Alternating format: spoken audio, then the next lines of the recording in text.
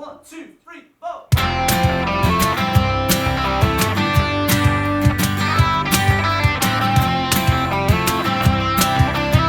Ladies and gentlemen, this episode of the Mudblood podcast is brought to you, as always, by our friends at Shave Your Bollocks. It's Manscaped.com. You know what this is. You know the deal. They've sent us a fresh kit. They've got the Lawnmower 5.0 now. They just keep evolving. The theory of evolution brought to you by Manscaped. Look, and it has extra buttons on. I can't wait to I get love that when there's on my extra balls. buttons. There's a wee flashlight. We can't And the see tablet. it, so it just sounds like he has a vibrator. That's lovely. But It's a wee flash. you can turn the light on and off. Yeah. There's three different types of light on too. Yep. There's all Love in it. the Rita Sanchez. A black So light. there's a flashlight. So if you ever Whoop. Oh. Bye. there's a power out, you're mid shaving balls, don't worry. The lights can go out. You can keep on shaving. There's a wee flashlight on it now. Time I got a torch. Yeah. Well, I'm coming. I haven't, but I've got my Manscaped, which I'll shave my bellies with, which can also let us see our way in the dark. And keep then it on you've my hip like a crop gun. preserver, Crop preserver, yes. ball deodorant, Fucking outstanding. Is the ball toner? aftershave. Yeah, that's great. That's great. Is it tingly? It is. It's a nice tingle though. Tingly. It's the crop soother. So just after you You shave get the your wee balls, bag. You See, do a the wee stuff bag. to shave your bag. In a you wee have bag? You get a wee bag to put the stuff that shaves your bag Yeah. into the wee bag. So even if you're on the road, no reason to not have a nice wee clean bag. We can get you 20% off your order with the code MUDBLOOD. Manscaped.com/MUDBLOOD. You know the deal. You know what they do. They are sponsoring the podcast for years now, and we continuously love them for doing so. Check them out. Manscaped.com/MUDBLOOD. You having a tough time now? You all good? No, dude. There we go. He's back. He's back. No, dude. You can fit it in now. We're also joined. We're joined. We're joined by beer. We're sponsored. We're joined by beer. We're sponsored by Beer 52, a subscription online beer service. If you fancy something a little bit different, something a little bit out of the box, so to speak, if you're a fan of beers, try them out. They've got pale ales, they've got lagers. We tried some of them last week. We had some that were great. And you know what? The best thing about it is a lot of people watch the show and have a wee drink, like on a Friday night and stuff like that. Yeah. Just for the price of postage, you're getting a kit that's about, what, £27, £28, £29, something Worth like that. of beers, yeah. Worth of beers for $6.99. 99 because you have to pay postage and packaging. But I mean, all your paying for postage Yeah. and packaging, it comes to your door. You don't even have to go to the off license. I mean, you can literally drive home from work and it'll be at your door. Yeah, so And that's it, if you isn't sign up for the sign up for the subscription. I've had 7 of them. If you sign up for the subscription, the first box is free. It's only $6.99 for And the you get punch and wee packaging. chickpeas. You fucking love them chickpeas. Great. Hammers them into You get, them. you get a wee magazine, and that tells you where all the beers is from. And there's loads from Northern Ireland at the minute. So, Yeah, you said it. uh, Thank you, Beer 52. You said I've it. never been there, but I want to go there. Yeah. So You're there now. So try to check it out. Beer52.com/Mudblood. We get you your first order for free. And then you join the subscription after that, but it's a first order for free. If you're a fan of beers, man, woman, or whatever. Beast. Man, woman, or beast. Have a little beer on us. Also, our final sponsor today, we're also sponsored by Hench Distillery Irish Whiskey. It's a local whiskey distillery. It's fucking lovely. I'm a big whiskey guy. I'm a big fan of that. Paddy, how do you feel about Hench Distillery? Hench is great. I love this stuff. Oh. It's in a Madeira cask, Yes. so it's like from wine cask, so it has a wee taste to it. It's Yeah. just different, and it's just nice. I like Hosier's new song. Have you heard that? I haven't. Don't like Hosier. I didn't, but he sings about whiskey in this one, so I like this. I'll check him out. I say I don't like him. I've heard one song. Yeah. And I liked it, but got bucked out. But Hench Distillery, check them out. Other than that, enjoy this week's episode. Hello, ladies and gentlemen. Welcome to this week's episode of the Mudblood podcast.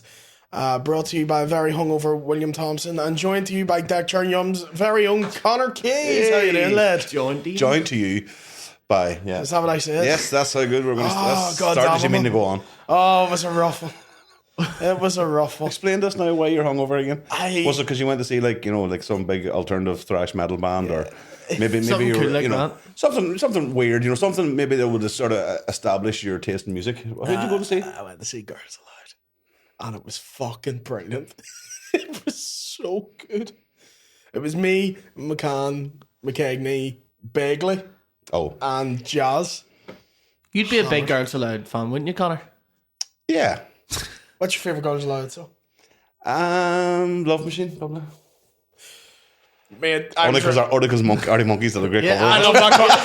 I love that cover. See that Dermot O'Leary hosts the Live Lounge album? I had, there was like 2 or 3 of them. I fucking love those them. live lists. There was some good covers on that. Some shite. Some dung, yeah. But some fucking brilliant ones. I took up half a space in my Xbox 360 Just for like the live installing lounge? them so as I could like listen to them when I was playing Halo. Yeah. What was on? Well, there was what?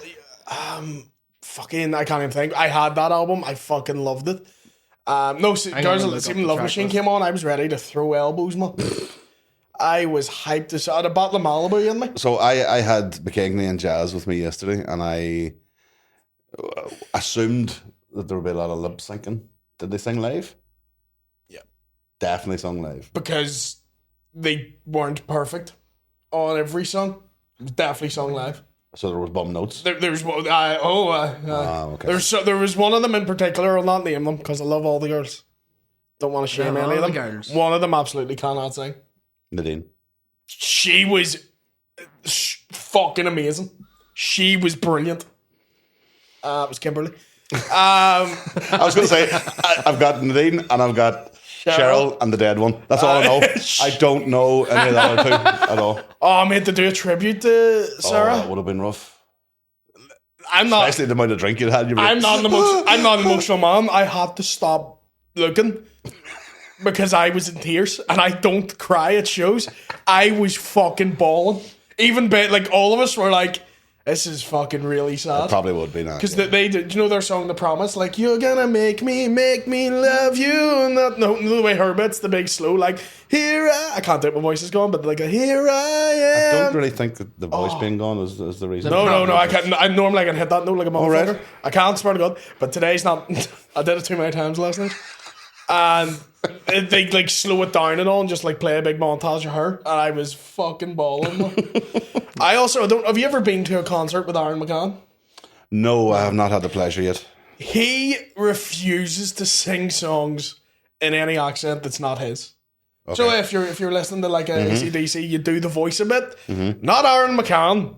Cunt was just in my ear ruining everybody's video around you because he's going, "Come take my hand and understand that you can." And I'm like, fuck me, do a bit of an accent. I'm just a love machine. He's fucking wild. I've been to hip hop concerts with him, man. He's the biggest culture man. Like, running through the sex with my rose. Kiki, do you love me? From the windy to the walls. Move, bitch! Out the fucking way, you can't. Out the road. He doesn't change, and it is fucking hilarious. There's very few artists do that. There's like Monkeys obviously do it, like singing their own accent. Yeah. And there's a reason why like nobody here, like Snow Patrol singing in their accent, And just wouldn't. they it comes out sometimes in Some words maybe, That's yeah. what the Undertones struggled with so much at the start because nobody would sing them because of their accent. Teenage kids so hard to beat. Every time you walk down the street, you know what I mean?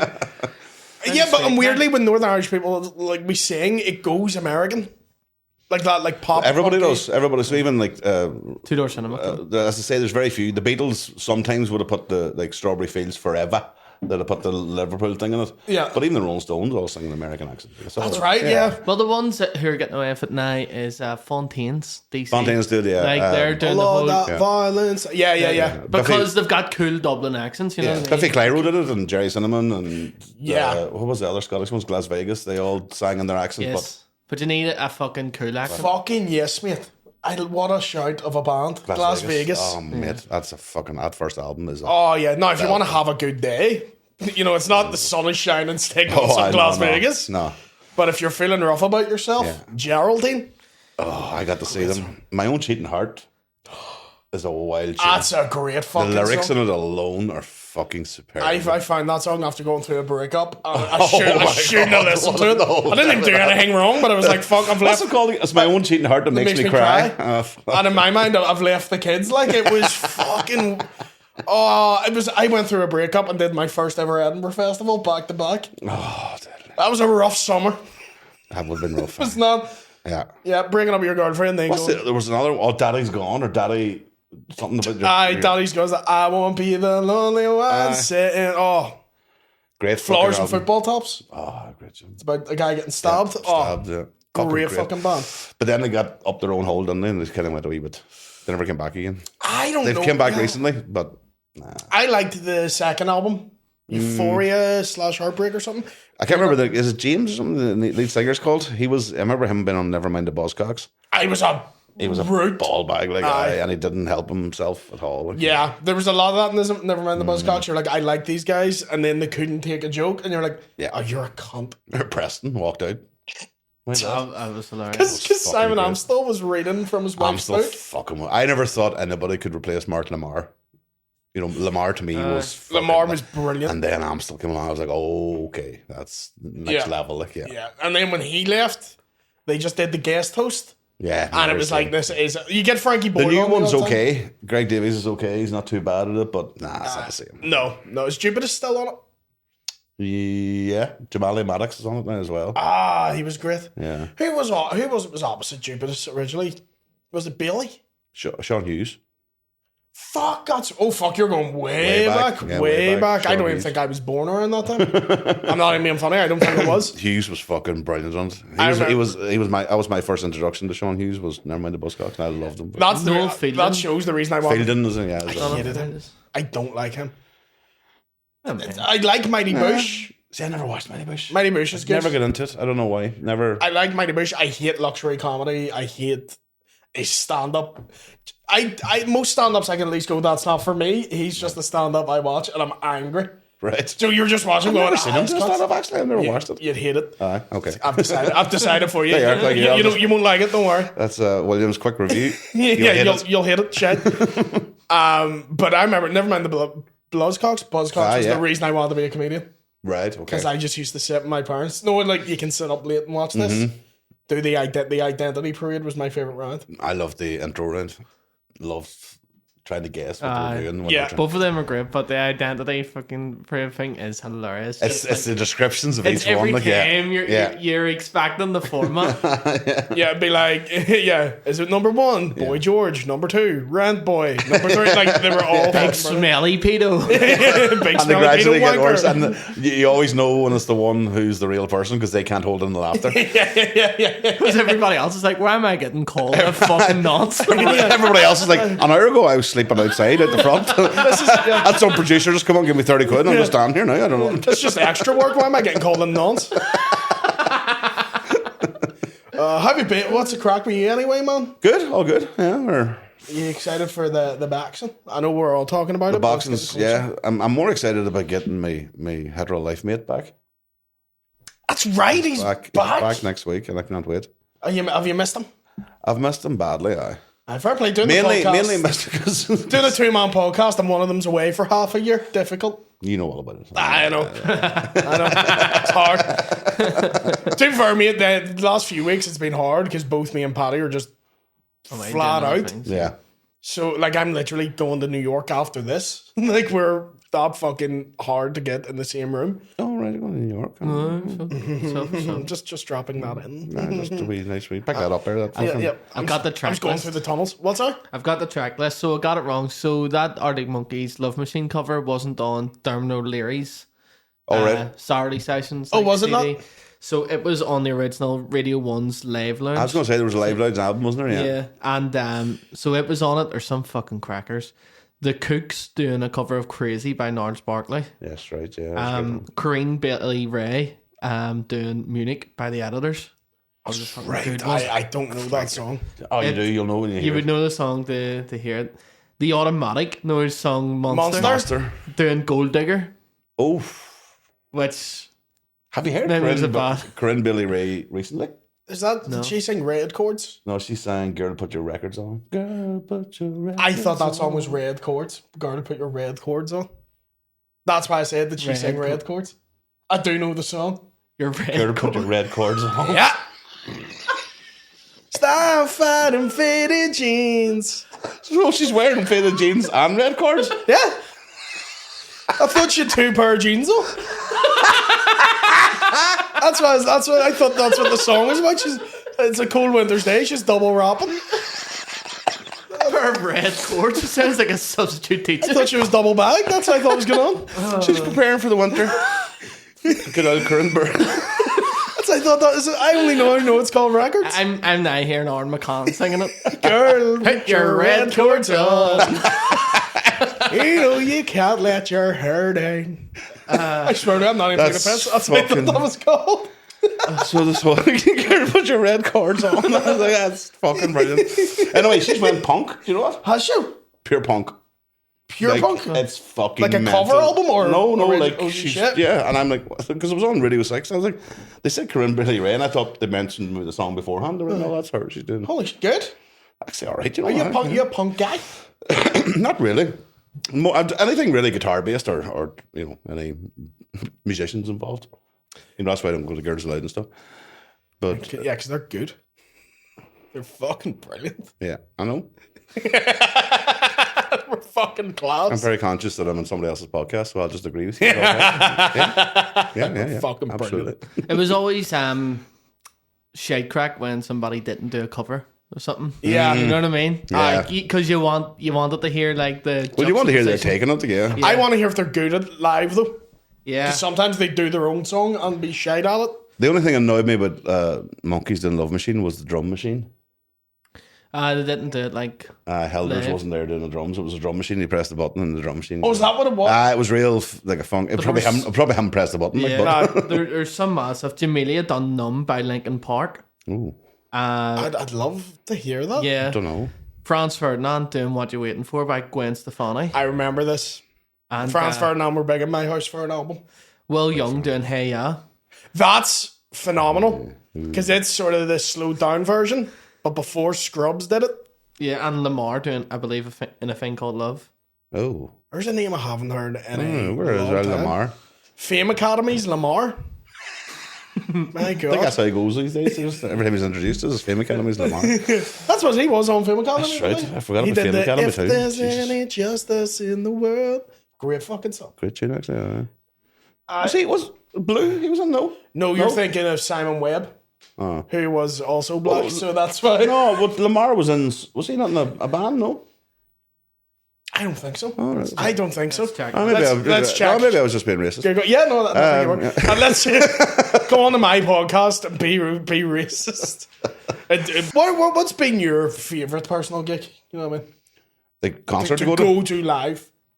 U2 at Slane was pretty epic. Oh, that's right. You're a big U2 fan. Not anymore, but I was at the time. I was like obsessed with them in the early in my teenage years. But Slane is such a great music venue, and I've been there since, and I've never seen it look or feel the way it's felt when U2 were there. Yeah. If you watch the thankfully they recorded it because then you can see. What year was that? 2001, and but it was not just the concert, but the day. 2 days. They were the first and only band to get 2 nights of Slane. So it was 2 Saturdays in a row. So you had 2 weeks of fucking gigs. The first one was... The second one was a better concert because Republic of Ireland were playing. Yeah. And they were qualified. It was a qualifying match for the World Cup in 2002. And they played the second half on the big screen to 80,000 people. Right. And Jason McAteer scored against Holland. And the fucking 80,000 people just threw their beer in the air. Yeah. The shower of Just fucking soaked, soaked in beer. And the place went absolutely mental. But the first day, the lineup was fucking insane. So you had, I think it was, well, apart from Nelly Furtado. Remember Nelly? Nelly was on for some weird reason. Like a bird. And Great. Khalees. I love both. I know. these. They were right. Khalees is quite. They were grand. I don't know how I feel live about it. Then you had Coldplay, who had just released their first album. So you had Parachutes? Coldplay, Chili Peppers, U2. Is that where That the was the lineup. famous Because Chili Peppers got it recorded. No, Chili Peppers then came in 2002, the year after, headlined it, after they'd done such a great fucking gig at the U2. Because their slaying thing is it's like one of the best live shows you'll see. Oh yeah, it's like it's like the best like live fucking like DVD. I'm telling you, the amazing. U2 one before that will challenge it because they put on such. Because Chili Peppers didn't do much. I was there. I was at the Chili Peppers one, and it's the weird thing about the Chili Peppers one. I got VIP tickets. Somebody I knew had got Lincoln, and I was like, oh my fucking God. I was 22 or whatever. I thought, fuck me, I'm going to meet the Chili Peppers. I didn't know. I'm very jealous of it. I didn't know that VIP. No, I the worst experience of my life. Real Worst experience. So, yes, you got to bypass the queue and you get in, but you're in the VIP section. The castle was here and you could walk past the door, but the security guards, you weren't in the castle, so you weren't meeting the band. You were just in with all the rich cunts. Who weren't bouncing about, like. And then you're in this paddock, like a wired off thing, looking out to the audience, the stage right here, and Chili Peppers come on and rock the place, and it's bouncing. You've seen it in the videos. We're sitting in the fucking VIP area with all these bankers and all these cunts. I just want to be out there. I want to be out in the middle of that. Yeah. So yeah, I never took VIP tickets again because it doesn't mean you're meeting anybody. I had a friend did that for Blink-182. They knew someone who could get one of the corporate boxes, and he's like, "It's gonna be unreal." And he was like, "It was shite." Because Blink don't sound that good live. Right. I think they're all about like. Don't really sound that good on an album either, but yeah. You're such a musical bitch, and I love it. I'm such an elitist. You are. I mean, we're not even going to mention Oasis and Blur because we'll fall out. We'll fall out. We do this every time. But he's like, you're just watching people enjoy it. You're watching other people's good time. You're like, I wish I was out there. Yeah. But yeah, that was probably the best. But I would say Jerry Cinnamon, The Limelight, was fucking unreal before he made it big. Really made it big, It was the most insane crowd I'd seen since maybe Oasis back in its peak. Oh, you saw them live? Yeah, unfortunately. There was... Don't even appreciate it. Fucking bastard. Why would I appreciate some cunt calling you a wanker and spitting at you? Catching it. So Cinnamon's crowd was, and I don't know if that's a mixture of cocaine and whatever, but it was the maddest sort of gig. I was like, this is fucking insane. Like, it was really good. But I've been to so many gigs over the years. There's so many bands I've seen, and I have a very small bucket list left of people that I haven't seen that I want to see. I'd be the same as you. Oasis are up there for me, even though I've seen Noel 3 times and Liam 7. They're up there for me. I fucking love Oasis. I don't think they'll ever do it, will they?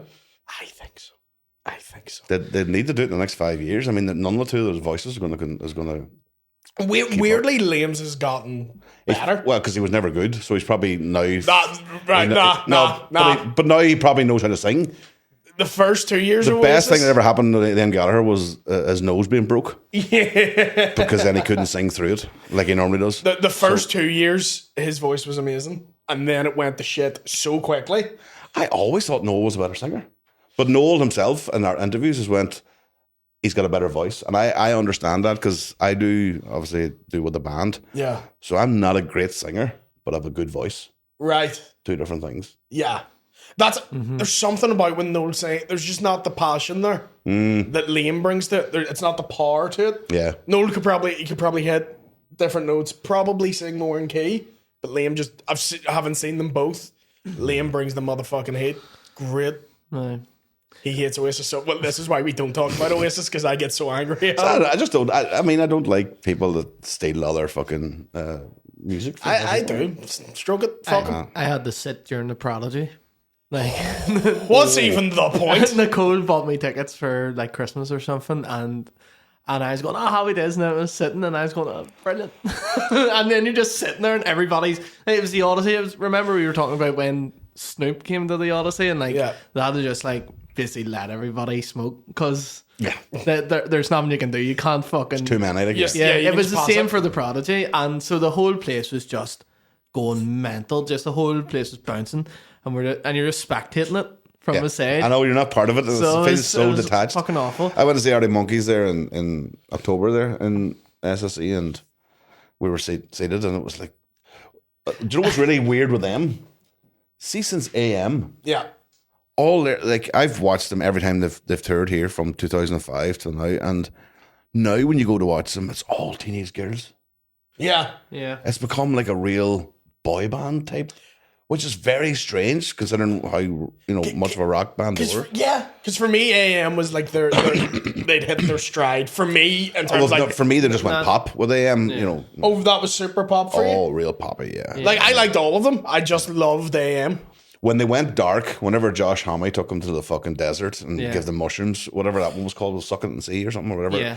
That was fucking good. Like, yeah. They sort of experimented with that with like Humbug and stuff. But then went back with AM. AM was sort of like them doing that thing, but commercially.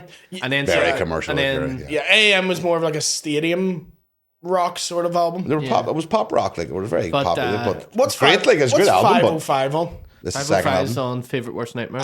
That's a belter of a fucking tune. belter of a song. Yeah. But see, when they came back and they're like, "Oh, the new album is We're Rock Stars in a Casino on the Moon," immediately I went, "I don't think I'm gonna like that." Nah, the last two albums have been Alex Turner fucking solo albums. It's literally going, Alex, you're not. You've in got the Strokes. best, one of the best drummers in the world, and like I listened to every track thinking, right, he's going to be in here somewhere. And then every so often, just like a ting, ting. He's like, he's doing nothing. It's like being trapped in a fucking basement. Let the man out. Let him fucking drum the way he drums. Even the way they do the old songs now. Yeah. Turner changes how he says it, so you're trying to sing along. See, he came out to that character in AM, like a character, like Bono. Yeah. Bono used to do it with you too, and like even Bowie, obviously, and all the rest. It's like a character when they come out. Yeah. But he's now like he went for this lounge singer, slicked hair, and he's like, hey guys. Yeah. But somebody said at one time, it's like Vic Reeves doing club singing. Yeah. And that's all I can fucking hear now. Stop making the eyes. We'll stop making the eyes at you. It's really fucking annoying. So annoying. I still love it. Like I still went to see them. I still like them, but it's went to the one in the Emirates, right? And I'd done the friggin' opposite because we had standing, but I was like standing and I went, "No, what? I'm getting too fucking old for a escaper." And then what they done was the bottom row of like the Emirates, they just kept it all like free seats. Right. So you could just go and sit down if you wanted to. So I just went, fuck. I was like a chaperone at a wee disco. Just watching all the kids do their thing. No, the fucking most scundering thing was I saw at night the amount of people that turned up to it on Arsenal tops. Yeah. And then because they were walking out onto the pitch of the Emirates, there was people like blessing themselves or like they were like pointing up the sky as they were coming onto the pitch. That's for you, Mum. That's Mikhail's finally give me a few minutes. That's grim. That's good. That was so the worst thing. I swear to God, I just was so icked. They're in their fucking longboard top. But then I suppose if they are diehard Arsenal fans, when would they ever get the chance to walk on the pitch? I suppose. But just don't do that. No, I wouldn't. Like, even if I was going to, I'm an United man. If I was going to a concert at Old Trafford, I wouldn't bless myself going on. Like I've just been super soaked. Wearing a fucking 99 Solskjaer top. That's what they were doing. They were wearing. I'm going to get 2 goals in 3 minutes now. They were wearing like Tony Adams on the back. You're not doing a Klinsmann going Stam. Like you're not. It's not what you're there for. Yeah. That's fucking so stupid. But here, I can't wait any longer. We need to hear Jamelia singing "Numb" by Linkin Park. So I want to hear this. Do you remember Jamelia? Oh, Superstar, wasn't it? Yeah. Oh. I really don't like it. This feels like someone in a school assembly doing them. This is Alex Turner. Alex Turner singing "Numb." I'm tired of being what you want me to be. This doesn't. Did your school ever have like an end of year concert? And like a choir gets it's the drug awareness talk. Yeah. Or like there's that performative like drama. Yeah. This is the part now. So Jamie was only 16 when he took his first day and his last. Oh. I don't like it. Nah. It isn't what I thought it was. It lacks the I've become. What do you call him? Chester? Chester. Bedingfield. God rest. Bennington. Chester, Daniel, and Natasha. The Benningtons. Fucking dickhead. I gotta get through this. These words. Oh, now I want Chester covering Natasha. I'll never get it, but I want him covering Natasha Bedingfield. Here, they're a bucket list band for me. That's another. You know the conspiracy theory around him. No, Chester. Yes. Him and Chris Cornell were working on a documentary about the paedophilia within Hollywood, and then two of them just weird. That's the same noise my grandma makes when someone's gay. Was it? Woo. That's how he goes. He's a wee bit. Woo. Sounds like your granddad's gay.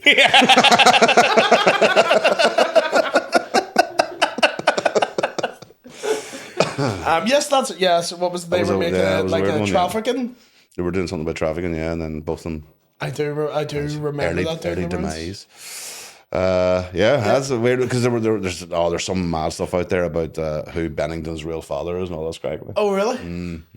I don't know that. I'll look into that. I know it was on the news and it's bollocks, but did you see the interview in America with a guy who was former CIA?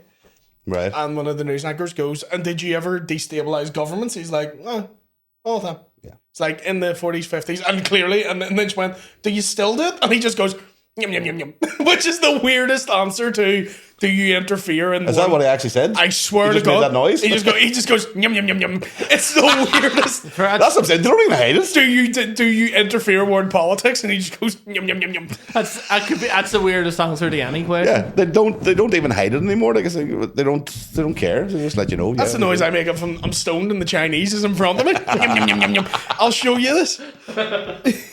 That's me at night time when I get time with the wife. Nom, nom, nom, nom, nom. That's my orgasm noise.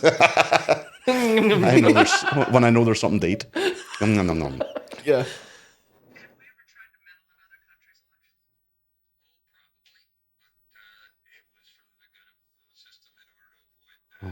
It's for the good of the system.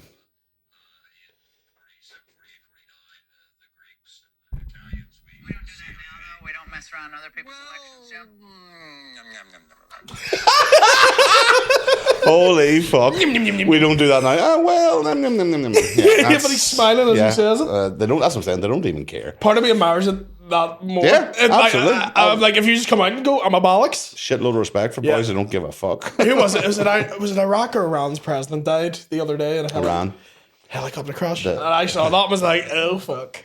The Butcher of Tehran. Oh dear. That's never him. That was. Is that who that was? That's who it was. That was the nickname. I'm behind on Iran politics, but I remember I just saw him die and was like, oh, please let it be an accident, because if it's been like a strike or something, I'm like, shit. It looks very. I don't know. They're supposed to be expert fucking elite pilots. Why they flew into that fog, I do not know. They got him like they got Kobe. Something's going on. They're killing him with helicopter crashes. Kobe's not dead. That's how anytime we're in conspiracies, I'm with you, and then you'll throw one at me, and I'm like, that's a left hook. I was genuinely joking with that, by the way. But there are people out there who believe that. That he turned state's witness, and he's now in a witness protection program. Keezy will do that. You'll be like, I've heard about Chris Cornell and all that child trafficking. I like their music, and he goes, music doesn't exist, and you're like, what? It's just so left turn. I'm like, fuck, I wasn't ready for that one. No, I do love, as I say, I always say to people, especially like I know nearly 90% of all conspiracy theories that exist, and believe in about 1% of them. What one are you down the rabbit hole with at the minute? Not really.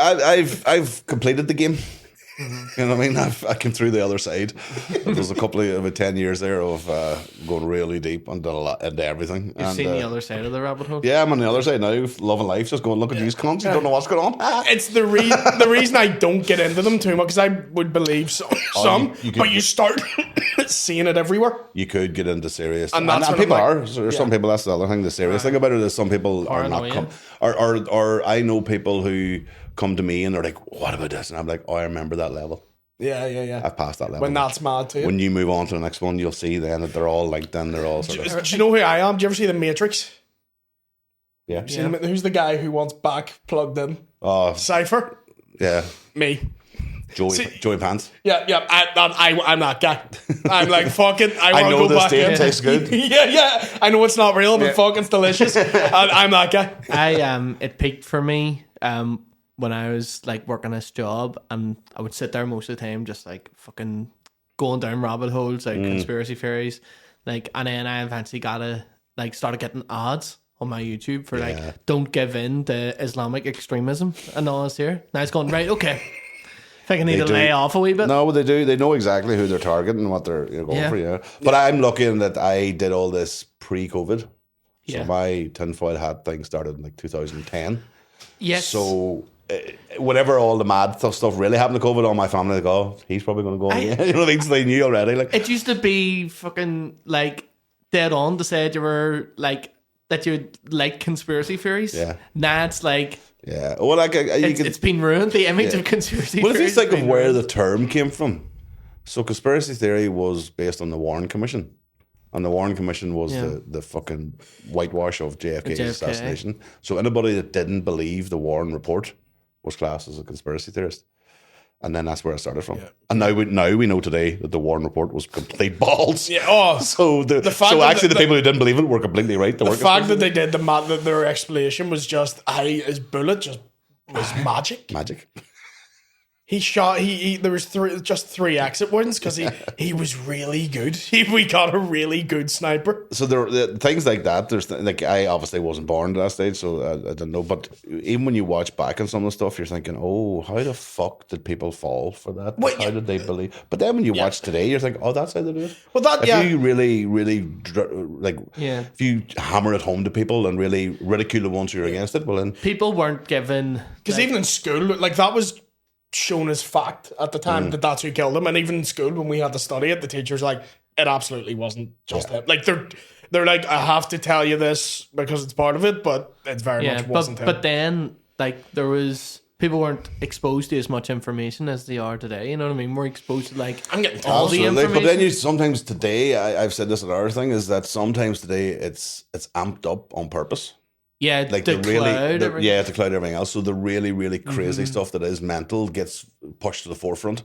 Flat Earth and all that sort of shit. Yeah, gets pushed to the front. Yes. So then anybody you must be a flat earther. And you're like, no, I believe in corruption. I think there's corruption in government and there's money involved. That's all I'm into. What's the argument for flat earthers being like dangerous?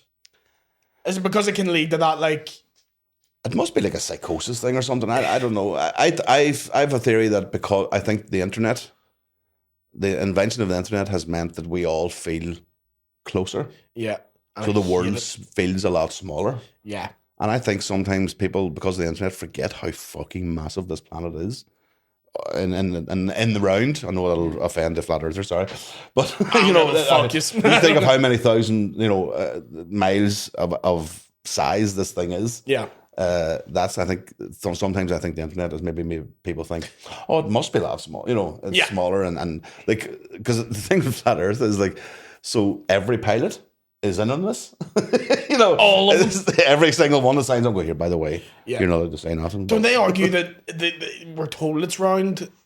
So NASA can get a budget. That's why, like, there's so many reasons as to why. There's a reason that have been done. I'm like, that's so silly. And they're like, I could take you down a fucking rabbit hole. And this is the thing of, I always say that, like, I don't believe in them, but I could tell you what people's thinking is on it and where they get to. And sometimes it's so mental, but then sometimes you're like, oh. Sometimes I have to put myself out because I start going, and I'm like, nah, I'm not doing it. I'm not being this guy. So I always stick with the golden rule: is follow the money. Yes. No matter how mental anything is, follow the money. Who's making money of this? And even the flat Earth stuff, it's a business. There's people out there making money off that shit. Like. Oh yeah. The funniest thing I think you've ever sent me was I put in the group chat a while ago. Is everybody just a pedo? And you just sent me back a guy angrily staring at the camera, and I was like, I'm sorry, because me and McKegney says it feels like everybody is. Everybody rich and successful. George Carlin said it best, like it's one big club and we're not in it. Thank fuck we're not in it. I know. Even like Drake now, which I mean we kind of knew, allegedly. Drake has been talked about a lot since like 2014, 2015. That he's like allegedly P. Diddy levels of like. Well, so I've said it before. If you go to Crazy Days and Nights, which is like an insider blog from Hollywood, so crazydaysandnights.com is the website, and they called it out 5-6 years ago about Drake taking flights to Georgia, the country. Yeah. Because the legal age there is younger. Doesn't he have, there's a pair of like Russian twins he goes and visits. It's like smoking weed in Amsterdam, it's illegal here, but it's legal there. So what is the? So Aye, when it's legal there in Georgia, it's morally wrong here, but it's not I'd legally think wrong there. all those fucking weird Australian dudes that go to Thailand and stuff. Yeah, like that's that sex tourism. Like, yeah, there's plenty of that. Like, yeah. So that's he was always alleged to, and then Kendrick. I don't know if you've heard "Meet the Grahams" by Kendrick Lamar. No. Him and Drake were dissing each other, and Kendrick just comes out and calls him a pedophile. I knew McCann was very excited about the beef. Oh, so was I. But yeah, Hey Drake, I hear you like him young. Fuck it. There's literally an Irish goes certified lover boy, certified pedophile. I've been saying that. I still love that to this day. but even if you watch, like, you you ever see the video of Tupac? Like, Tupac was absolutely gay, like. Oh yeah. Yeah, but you see the video of him before he became Tupac the rapper? No. My Where he's God. like in the dancing and all. No, he's just having an interview, and he is the campest man you've ever fucking heard. And then you see him like 4 years later. He's like, Oh, something God. motherfucker, and I'm like, what the fuck? Yeah. I've never heard the rumor of him being gay, but I've always known like he was like a theater I kid. think Jada Pinkett was his sort of Beard. Yeah, she allegedly was. Because I've heard the other side. Will Smith is gay, allegedly, or bi.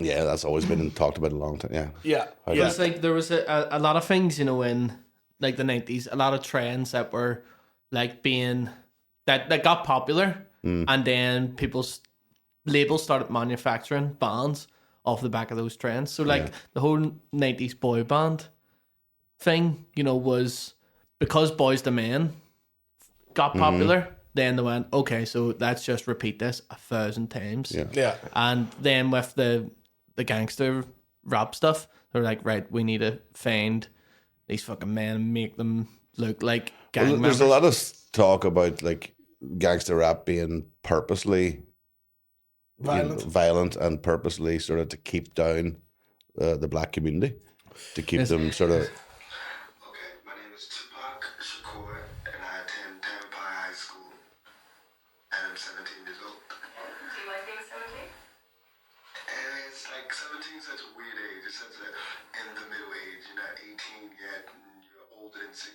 So like it's not. 5 years later, Machiavelli. Do you wish you could be 18 and when you get some more rights? Oh, he's putting his whole goddamn pussy into this interview. Lots of responsibilities that I don't want, but it'll bring respect that I feel like that's the only way I can get it. See the hand all going. Try to be as mature as I can be and demand it wherever I can get it. But 18 is like you're an adult. It's not to say that he's. Oh yeah. It's just just- to say He's that not Julian Clary. Like, No. But what I mean it's is just- the difference then between Yeah, when he it's just turns into the gangster. his stuff. persona Yeah. is manufactured. That's the Yeah, point there. absolutely. Yeah. Yeah. But that's what rap. They very much pushed that. I really blame Diddy for most of it, but orchestrating that we're beefing. We're not gonna fucking him and Suge. Yeah, Sugar Were the ones definitely that- had a lot to do with Oh, it. But I mean, you evil gotta bastard, look at Sugar. NWA and your guy Jerry Huller, the manager. Like he definitely had links to intelligence agencies. Like and I've in never later heard years this. has come out. Like there's definitely it was shaping a narrative. It was shaping things to try and keep the black community down. If you keep them involved in crime and guns and drugs and all that sort of stuff, and then you glorify it. You know, and if they then, as a young black person at 13 or 14 sees that and that's who they idolize, well then... Yeah, because you it could keeps- argue... Basically, it keeps the crack flowing. Yeah, because you could argue... Because the money, there's serious money, and CIA were known for serious importation of crack. I suppose if you're making that argument, you could argue that NWA came around the time of like Rodney King and the black community was becoming more conscious Absolutely. that they were being kept down. So I could see that argument. I remember I've never heard that. remember hearing a story about, there was a great documentary on VH1. Remember VH1? Yeah. And they did yeah. they did the LA riots, a documentary, like an hour and a half documentary. And apparently whenever the shit was really hitting, remember when the riots kicked off after, it wasn't after the Rodney King beating, it was after the police officers got off with the beating. That's when the riots started. What are you laughing at? Got off with the beating, didn't they? When they got off with it. That's when the riot started. So apparently, this is what the whole thing at the time was, Dre and Snoop were in the studio hiding. Yeah. Tupac was going down the fucking middle of a street on the fucking Jeep shooting an Uzi out of the fucking... The difference between the two is Tupac was like, fuck yeah, I'm going to join this shit, and them two were hiding. Do you believe the allegations that Snoop is a snitch?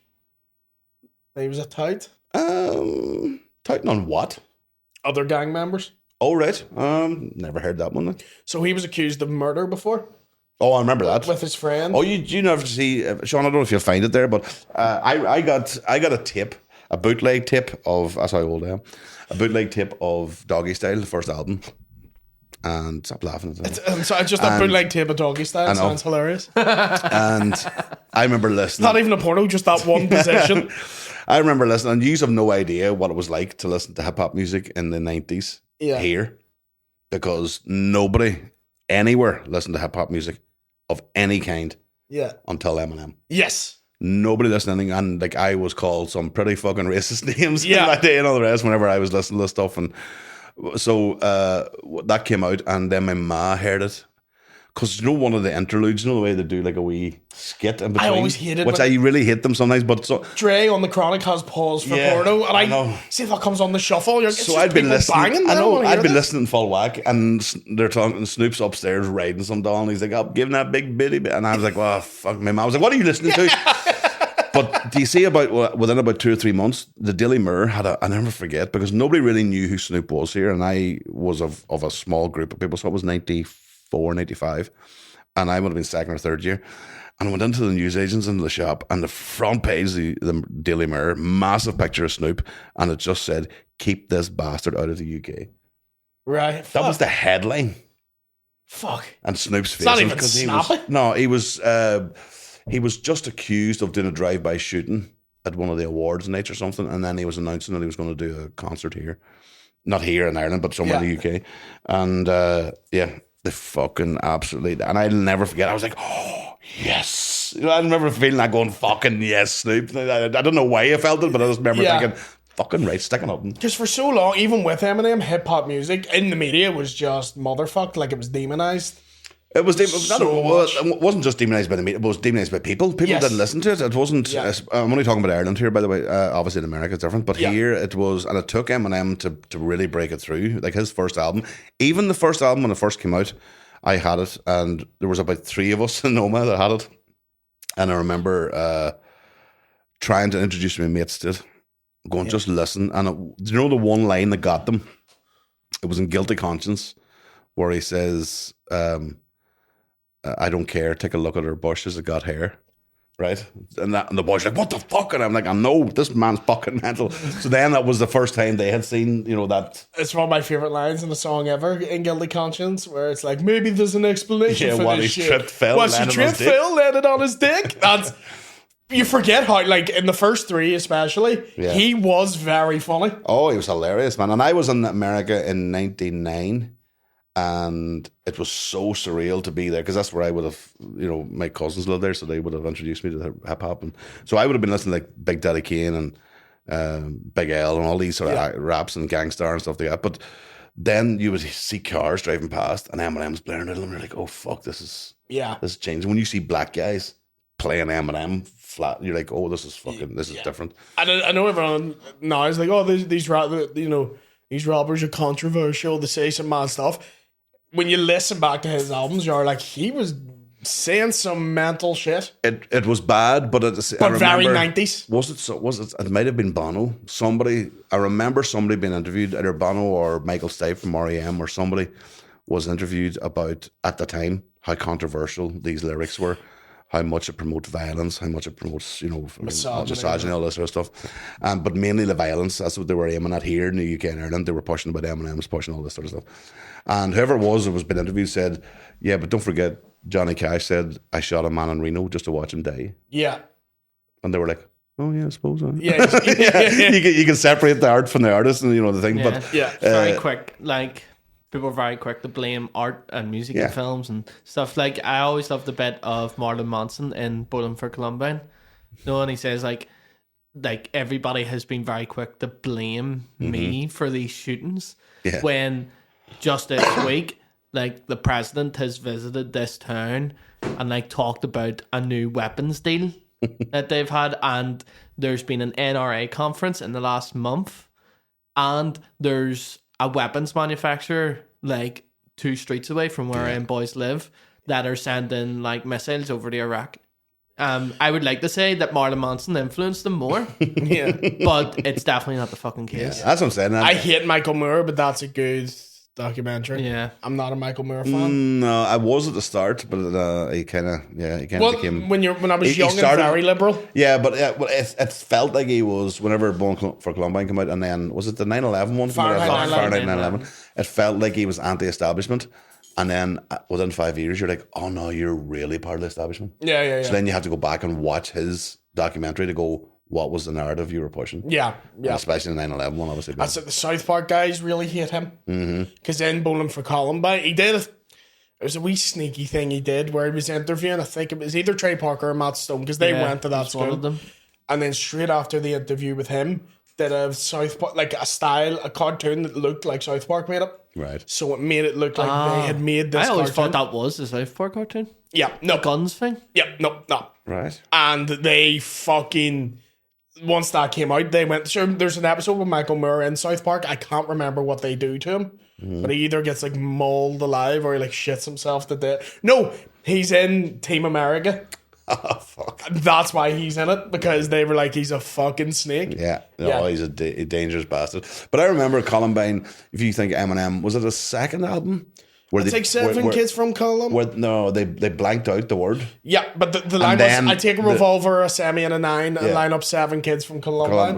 But which is a then mental thing to say. It's a mental thing to say, but it just shows you how time changes. Yeah. Is it one of his more recent albums, the last one of the year 4, where Rap God? he gets to say the word? Yep, he says it. And calls it out for being how fucking ridiculous. I can say it now, but I couldn't say it then. Yeah, You know, yeah. That's right. Because even on that album where he's cutting off people's heads, you have Bizarre's whole verse on Amityville, which is Oh, that's brutal. fuck it, like fuck it. Have you ever heard Amityville? No, I don't think so. Bizarre's verse starts with fucked my cousin in his asshole and slit my mother's throat. Guess who Slim Shady signed to Interscope? That's the nicest thing he says.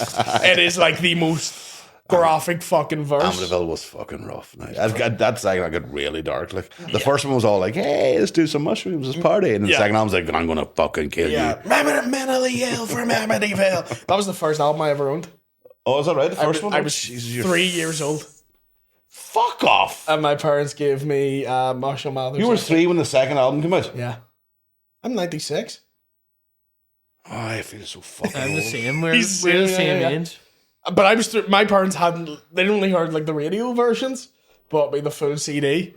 And Explains a lot now, I have to say. Explains an awful lot. There's a lot of I'm running through the therapy sessions in my head, going, that would explain. 4 years old, or like 4 or Fucking hell, you are young. Jesus Christ. So I was 18. The year I turned 18 was the year the first Eminem album came out. So I was in the throes of it. I had my ma's car. I was going to say my own car. I had my ma's car. But Lap on the Town with that album fucking flat out blaring. Those first. Yeah, albums you are were fucking hard. literally when the second album came out. You weren't driving. You were pushing the wee car. Just Yeah. around the living room. Had a wee electric car. Good. Blasted Amityville. You were ahead of your time. I maintain that's why nothing. I grew up on that and internet fucking murder videos. Nothing shocks me. Yeah. But then, do you know what the sad thing is now? I'm 42, so I obviously have a daughter who's 20. So then as she comes in and I have either Snoop or Dre or Eminem or something playing, she's like, "Oh my God, what are you doing?" And I'm like, "This is our fucking music. Yeah. You don't own it. You just came along and fucking stole. That's ours. Like, that's our generation's fucking. Now you young ones come in and go, "Oh, you're too old. You can't listen to that music." I was like, "No, that's our music." Yeah. That you're now listening to, you fucker. Oh fuck. Don't get me started. We've got some questions over on the Patreon, folks. If you just want to go over and check it out. Yes. Conor, anything you want to plug? You. Ding. No, we're in the never mind the mock blame. Never mind the mock in the waterfront. It's Waterfront. nearly sold out. There's like maybe 100 tickets left, if even. It will sell out. It always does. Yeah. Have you done one before? No, this is my first one. They're very fun. Very fun I'm to looking do. forward to it actually. Yeah, say that. So can't wait. For that. Go to that. I'm on tour in November and December. I'm doing the Waterfront, Millennium Forum, Dailies in Oma, Dailies. Riverside Theatre in Coleraine, the Sugar Club in Dublin. I'm in Portico, Portaferry. Come see me do stand up. And I'm also in the Edinburgh Festival this year in the Bristol Square at 6:55. I have the Dexter and Yums podcast, obviously. Yes. But the Just Rabbit On podcast is also on there. So use Patreon on there. So if you enjoy your conspiracies. If you like your conspiracies. Well, actually, it's just literally world politics at this stage. But Oh, is that all? Is that what it is now? Yeah, at this stage, we're just trying to keep up with what the fuck's going on with everything. But yeah, I'm bored of trying. I know. 2 days into something and it's over. I'm like, fuck, I'm gone. I have no attention span anymore. Yes, thank you for coming on, guys. Go follow Conor on Instagram. Go check out his stuff. Very funny man. See you next week.